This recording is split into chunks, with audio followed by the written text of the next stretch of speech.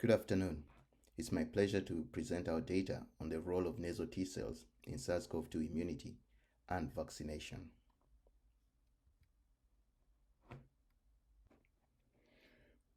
We know that adaptive immunity is critical in the control of most viral infections, including SARS CoV-2, the causative agent of COVID-19.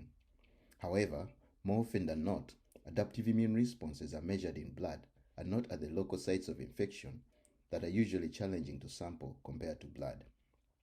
The caveat to this is that critical responses may not be reflected in blood, but in mucosal tissues such as the upper respiratory tract for the case of SARS CoV-2.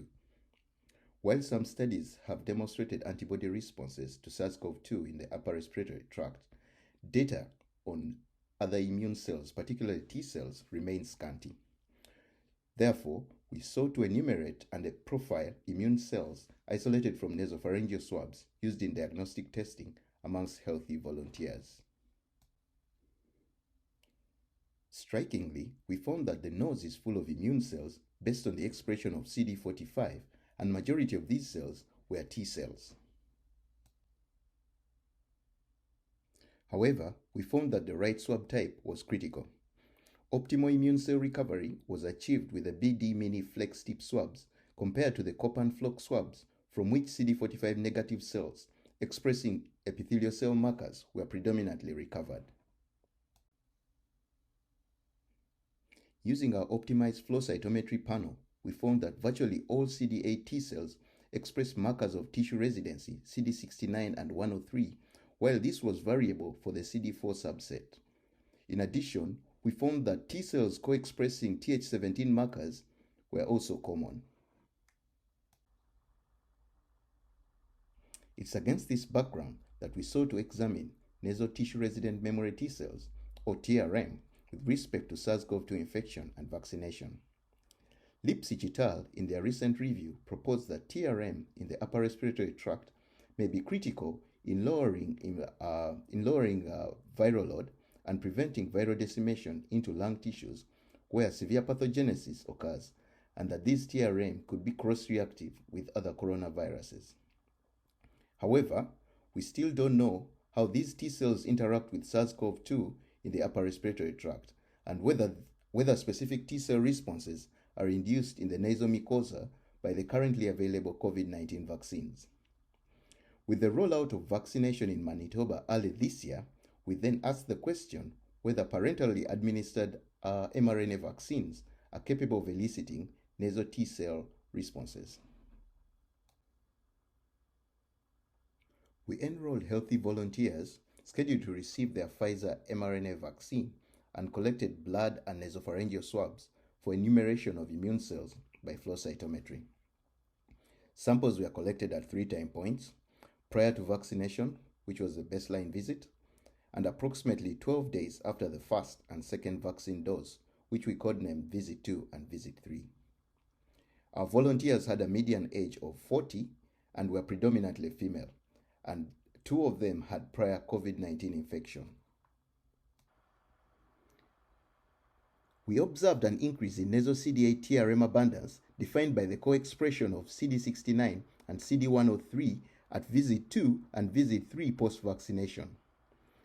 In a linear mixed model adjusted for age, sex, BMI, prior COVID-19 infection, influenza vaccination, and self-reported vaccine side effects, the number of CD8 TRM increased by 0.3 and 0.4 log cells per swab at Visit 2 and Visit 3 respectively.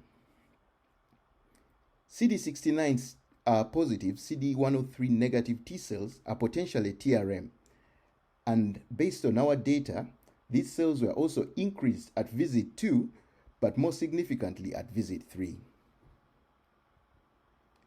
Interestingly, CD8 TRM in blood declined significantly at Visit 2 and Visit 3 compared to baseline, suggesting that these cells may be migrating out of the blood and into the tissues. We also observed that CD4 T cells co-expressing the Th17 markers CD161 and CCR6 increased at peak vaccine response time points, Visit 2 and 3, compared to baseline. However, we saw no increases in nasal T follicular helper T cells defined by the co-expression of CXCR5 and PD-1. Using TSNE, we show here that there are dramatic shifts in CD45 immune cell clusters from baseline to visit 2 and from visit 2 to visit 3.